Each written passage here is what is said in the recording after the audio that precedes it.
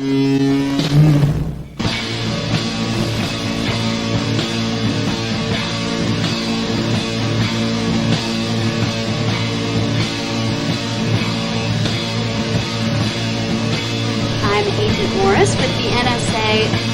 have identified some very, very interesting anomalous type of aircraft.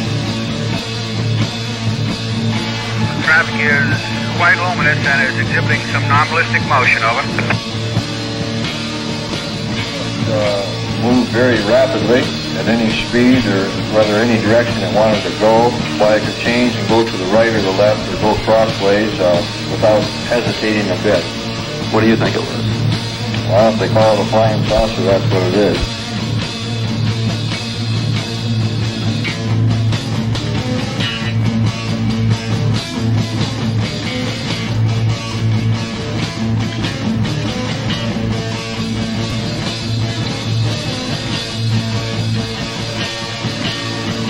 EWA 517, do you want to report a UFO? Over. Negative. We don't want to report.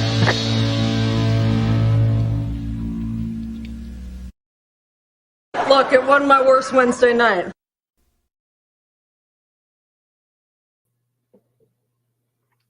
Good evening, everybody. This is Smiles Lewis, and you are tuned into yet another live edition of Anomaly Now, straight out of Austin, Texas. This is the weekly live Wednesday night news roundup show for the nonprofit 501c3 Scientific Anomaly Institute. It is September 6, 2023, and thank you for joining us. If you aren't joining us live, just know that every Wednesday night at 7 p.m. Central Standard Time here in the good old US of A on this rock called Earth, hurtling around the sun, we do this show where we round up the latest news and views associated with the strange world of anomalistics that covers everything from consciousness, cryptozoology, things like Bigfoot, Loch Ness Monster, etc., to the mysteries of mind, parapsychology, the paranormal, ghosts, hauntings, poltergeists, and of course, everybody's favorite, UFOs, aka UAP. Again, thank you for joining us. If you go over to our website, you can find links to all of our past newsletters. You can find the directory to all of the past episodes of this show. If you are hearing this show and are wondering what I'm talking about when I refer to looking at or showing you this or this picture or that video, know that there is an audio video component. There's a vodcast, a video podcast of this show. That is the main backbone of the show, the main version of this show. But we do also produce a traditional audio podcast. So depending upon how you're coming across us, if this is your first time listening, first time viewing, the YouTube channel for the Anomaly Archives has the archive of all the vodcasts. And then we put together a audio only version of it that's slightly tweaked, but basically just the same thing, but just the audio. And that goes out through our Spreaker.com, one of the many podcasting platforms out there. We use Spreaker, which then syndicates it, resyndicates it, blasts it out to all the different directories out there, including creating yet another YouTube version of it that is the audio only. So it's been funny when occasionally folks are introduced to the show through the video version without the video that's on our YouTube channel. It's a little confusing, folks, but if you're here, welcome. We'll get right into it. But like I say, you can go to our website, anomalyarchives.org, where we have links to various news and web pages for various parts of our voluminous collection. Of course, our mission, our goal is the preservation of anomalistic material.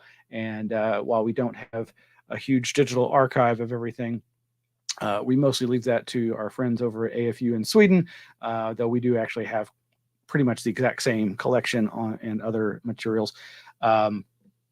We have links to some of the books and stuff such that we featured in past issues of our irregularly scheduled email newsletter. So And I have a little bit of a plea for you tonight, folks.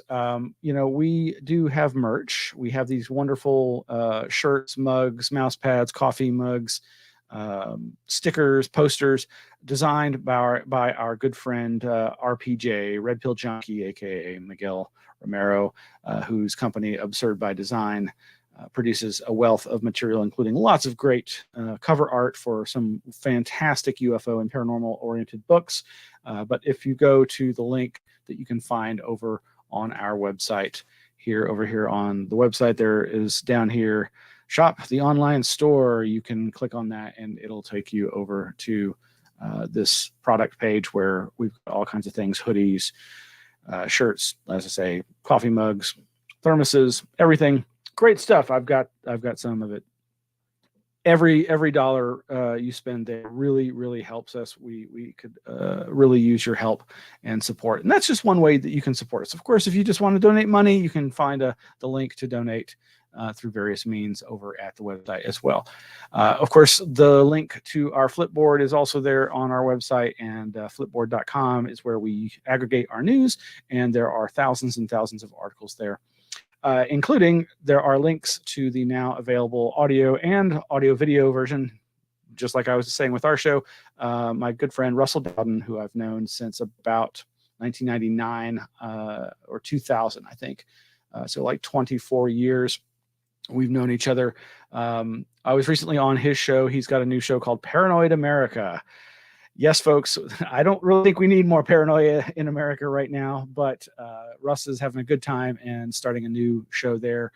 He's been a longtime radio show host. He was doing a program back in the day called Set Lab, an acronym that I won't try to explicate. But among the links over at our Flipboard are a link to the full hour and plus just over an hour long interview we did. We're just basically us shooting the expletive, just reminiscing with each other and having a good time.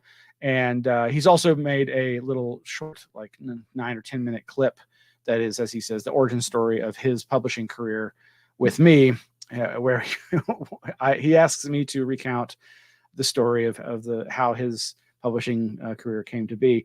For those that don't know, in a nutshell, what he basically says is, or what the story is, he helped produce the program for the 38th annual National UFO Conference that I was hosting in Austin in September of 2001. Anybody who knows me and the history of this knows that unfortunately it was so close to September 11th that we had to cancel the event because the planes weren't flying to bring in our speakers, let alone our guests.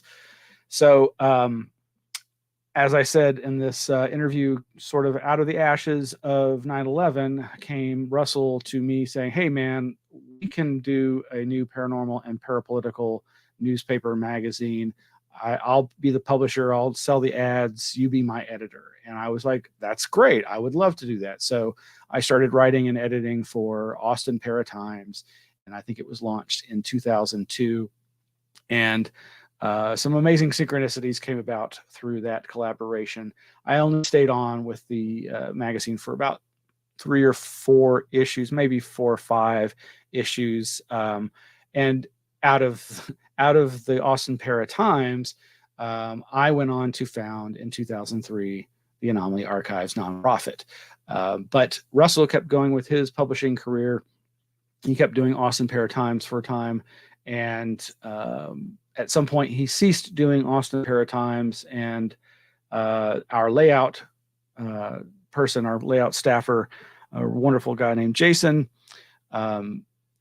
launched Weird Magazine. Of course, if anybody's heard of Austin, Texas, you've heard the Chamber of Commerce endorsed Keep Austin Weird mantra.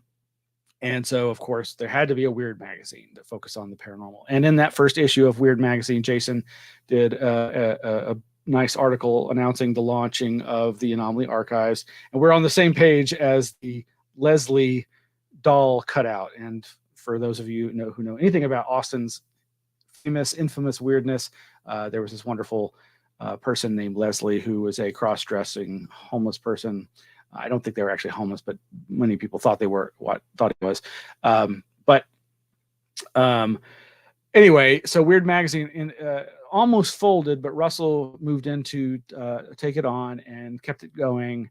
And at some point, Russell became employed by Alex Jones. And Alex Jones got Russell to start the InfoWars magazine that was short-lived.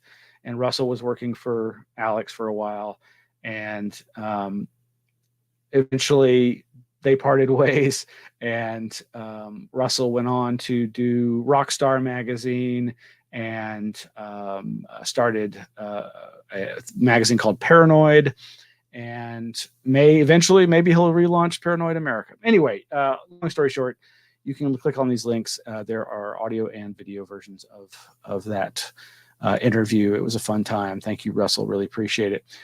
So where are we going to start tonight? Oh, well, I was going to, let me switch gears here for a second and add in. Yes. Where is it? Is that going to work? Let me do this. Yeah, so why is that? That is not working. Oh, let me. Yeah, Half Price Books. Half Price Books, a Texas tradition, has a sale. And sure enough, I had to go take advantage of their sale and get some fun used books. So this is one that I picked up. Parapsychology. It's just a little thin little thing, nothing too exciting or necessarily innovative, but also got this nuking the moon and other intelligent schemes and military plots left on the drawing board. Also got a copy. It looks like a brand new copy of the Principia Discordia, which of course is the Discordian Bible, so to speak. But what caught my attention, besides how slick and brand new this is that it's published by Steve Jackson Games from here in Austin. Of course, folks who are familiar with Steve Jackson Games maybe have heard of his card game Illuminati. It's an old one of the many old games, pocket games that he designed or his staff designed back in the day.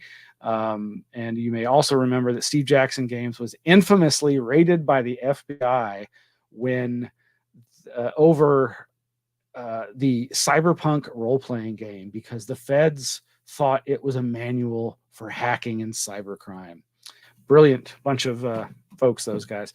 And issues of Robert Anton Wilson's volumes 1 and 3 of Robert Anton Wilson's Cosmic Trigger. They didn't seem to have volume 2. Of course, I already have these in the Anomaly Archives collection, my personal collection, but again, so much of the collection is in storage right now. But I just had to have quick access again and get extra copies. And plus, they were in very good shape and they were on sale, as I say. So what else did we get? Oh, yeah, this is a nice thin compendium with a lot of interesting, weird oddity stories about Texas folklore, history, etc. So looking forward to diving in there. There's definitely some stories in there I was unfamiliar with that I think are going to be fun to read about. And last but not least, this Dark Side of the Brain book. Don't really know much, if anything, about that, but there you go. There were some of the recent acquisitions for the Anomaly Archives. So, yes, on to some of tonight's news. It'll probably be a quick roundup, but as already mentioned, you can find the links in our Flipboard and go check out the interview that I did with Russell Dowden. And whoa, what's going on? That's me. Sorry. And there's a link to the audio. There's a link to the video there in the same audio page. Recently, I got to watch. I have not had the chance to see all the speakers. There were just so many. Where this was like 2 12-hour days of lectures on the paranormal and the UFO scene, put on by Ryan Sprague. Great job, Ryan. Really awesome. Free conference. So the AnomaCon, you can go to anomicon.com, and the 2 different days videos are there and available for free. They're both about 11 to 12 hours long. He says that at some point they will be breaking them up into the separate lectures and uploading them. So looking forward to being able to link to the specific ones, but it's great stuff. Highly recommend that. So sticking to UFOs briefly, a Facebook group I belong to started a dialogue about the Grusch, the Dave Grusch whistleblower timeline, and the seeming discrepancies. I would file this under the same kinds of issues that have been detected in the history storyline for the previous whistleblower, Lou Elizondo. He never really claimed to be a whistleblower, but certainly there's that aspect to his testimony and coming out. And this Twitter thread has this nice timeline that starts in 2009 with Dave Grusch starts his military career as a U.S. Air Force intelligence officer, goes on through different years, 2011, 2012, 2016, Grusch begins serving in the National Reconnaissance Office, NRO, as senior intelligence officer, and also in the National Geospatial Intelligence Agency, NGA. By 2021, he is a GS-15 civilian, equivalent to a military colonel, and it goes on and on. But of course, there's been a lot of contention about what he says is his timeline, his life story, versus what is apparently publicly available. But we'll provide the links to that. Here's another version of that by a different source, Papoose Lake Institute. That's papooselake.org.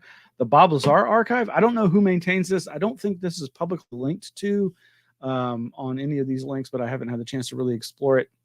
But this does have links, presumably to images offsite of some of these documents, or detail information, more information about these different points in Grusch's timeline. So folks might find that of interest. Meanwhile, as far as news goes in the world of UAP, here we have over at defensescoop.com.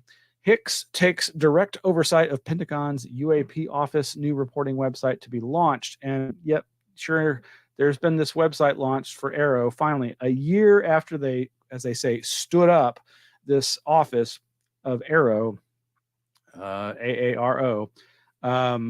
They've relieved of duty or shifted the person who was previously in the main leading role in separate discussions over the last week. Deputy Defense Secretary Kathleen Hicks and a Pentagon spokesperson briefed Defense Scoop on the near-term vision for the all-domain anomaly resolution office. But who is the officer? I'm forgetting his name, who was pushed aside.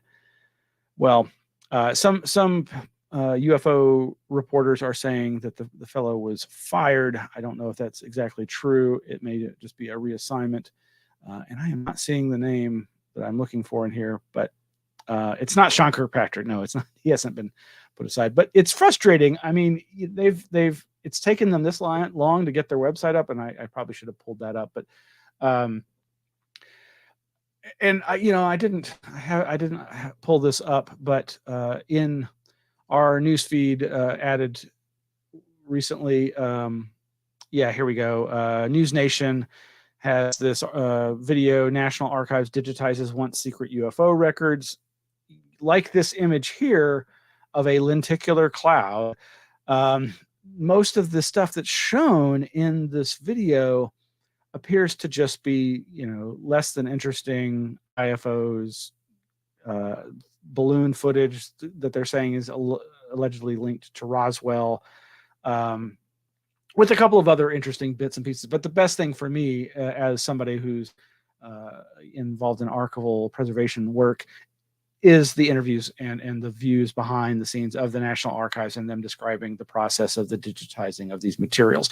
And I believe they've said something that it may be as many as 10,000 items that they've already, or they're saying that they've already digitized thousands of items, which I needed to see if that's true, because it seems a bit more than I would expect at this point.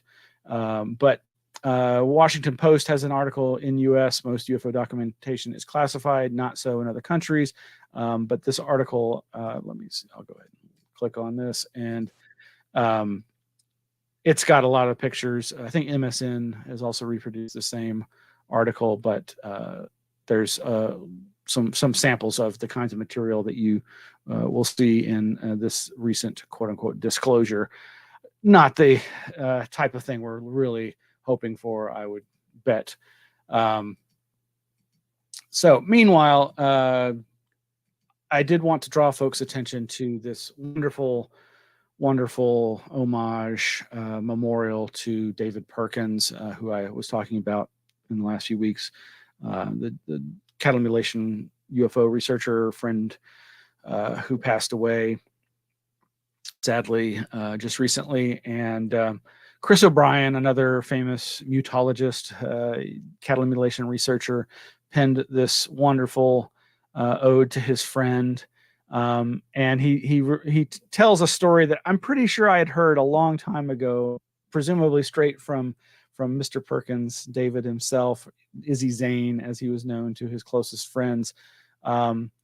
There's also some great photographs of David younger that I had never seen. This picture of him and Roberta Price at Libra in 1969, which is apparently one of the I think the longest running commune in the United States. But yeah, it mentions here David, a Yale graduate with a master's in political science, possessed a towering intellect, and was one of a small handful of Ivy League postgraduates that became publicly linked to paranormal and other low status proto-scientific subjects.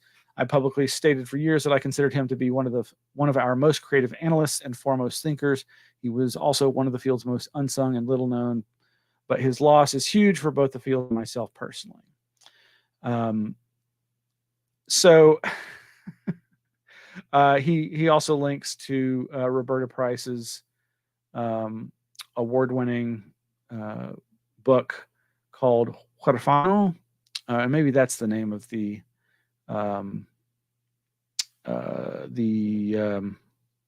commune. She wrote, quote, in the acknowledgments to the book, as the revolution got stuck up to its hubs in the Reagan years, David got more and more interested in the paranormal, UFOs, crop circles, rods, and his specialty, the unexplained cattle mutilations reported throughout the country for the past 35 years. He's always studied the extremes in our culture and believes that the paranormal is the key to understanding consciousness. He compiled his X-Files long before the television program. He founded and writes for a regional magazine, Western Spirit, played a role in local politics, writes articles on the history of the West, the environment, and the paranormal, and speaks at national conferences, dividing his time between Santa Fe and Libra. David's thorough edits and suggestions were invaluable, and his assistance on this work, with contents no doubt difficult for both of us, was always gracious. He did mention to me that he found it rather disconcerting to read descriptions of his private parts in his ex-wife's book. In the summer of 2003, David went to the White House with his lady Paige to dine with a freshman year drinking buddy from Yale, who was hosting a huge dinner for the class of '68 before their 35th reunion in New Haven. What he saw that night was harder to believe than the possibility of little green men from outer space. That's the story I'm referring to, that I'm pretty sure I had heard before, but thankfully Chris O'Brien is documenting it here. Yeah, so basically, David was George W. Bush's roommate during his first 2 years at Yale. And apparently he was offered a large amount of money years later by Rolling Stone to do a tell-all interview about his time in college with his roommate, Shrub, George W. Bush. Allegedly even offered him as much as $250,000, allegedly. But something really strange happened at this dinner. The trip to the White House started out in a rather inauspicious manner when Paige was bitten by a White House squirrel upon their arrival to the dinner for 750. All living members of the class of '68 plus their dates. Paige, not a Bush fan by any stretch, had chosen a spangled pretzel as her adornment in remembrance of the pretzel that almost choked W to death. Bush looked puzzled by the pretzel pin as they moved down the receiving line. After dinner, the president sat at a table on the stairs leading up to the residence while a large crowd of adoring women had their brief moment or two, each fawning over the leader of the free world as Bush's handlers hustled the women along. David, who hadn't spoken a word to Bush since his college days, stood off to the side watching the scene unfold, and then saw his chance to approach the president and say hello. Bush immediately recognized him and enthusiastically began asking him how he'd been all those intervening years. Being that the USA was just about to invade Iraq, ever the trickster, Izzy then made a sardonic comment to Bush. Izzy then made a sardonic comment to him about Bush getting ready to, quote, go over there and kick some Arab ASS. Upon hearing this, Bush stood up ramrod straight from the stare he had been thrown on, and his eyes grew into a strange, wide-eyed stare as he began reciting in a robotic voice, I must be humble, I must be humble, I must be humble. Evidently, the dude's programming developed a skip in the Matrix, and poor W was hustled upstairs not to be seen again for the entire evening. Now, I wasn't there, but I don't doubt for a minute it's true. This is exactly the kind of weird-ass story that could only have occurred in the amazing life of Izzy Zane. Maybe it was a good thing that Izzy didn't take the Rolling Stone up on their offer. At least we were then blessed with another 24 years of the Ismeister's company. Anyway, you can read the rest of this over there. This tribute to Izzy, to David Perkins. Thoroughly enjoyed it, and think you might as well. Real quickly, we have the news articles over at madinamerica.com. Psychiatric framework fails to capture unusual perception and voice hearing in youth. This is an interesting story about researchers in, I believe, is it Ireland? Yeah, Royal College of Physicians of Ireland. The study underscores the necessity for a more nuanced comprehension of phenomena often labeled as psychotic experiences, particularly when they manifest outside clinical settings. It has to do with comprehending unusual perceptual experiences and thoughts, UPTBs, among young people. I don't know exactly, I guess, unusual perceptual TBs. Thoughts. I'm not sure where the acronym comes from. Findings from this study offer new insights into the phenomenological qualities and characteristics of UPTBs in young adolescents. They also reveal that early adolescents may not make sense of their experiences within a psychiatric framework. These findings highlight the need to develop a more phenomenologically sensitive and nuanced approach to studying UPTBs in young people. It's not a very long article. I recommend you go check it out. It's worth contemplating. Definitely some food for thought. Meanwhile, over at psych.co, this interesting article, I think this is actually a fairly older article. I'm not sure if it's from last year.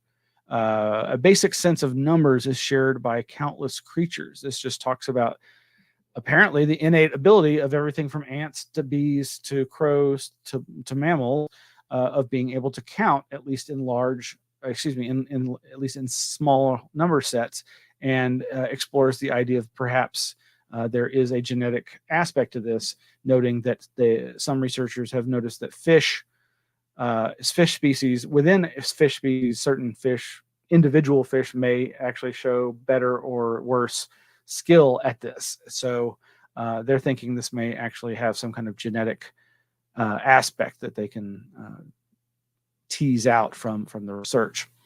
The discovery of numerical abilities across the animal kingdom, even among ants, raises the question of whether to some extent our own abilities might have descended from the common ancestors of ants to humans.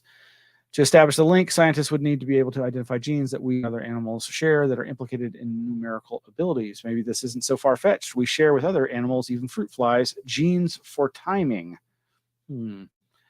Another good review of something I'm going to be seeing soon.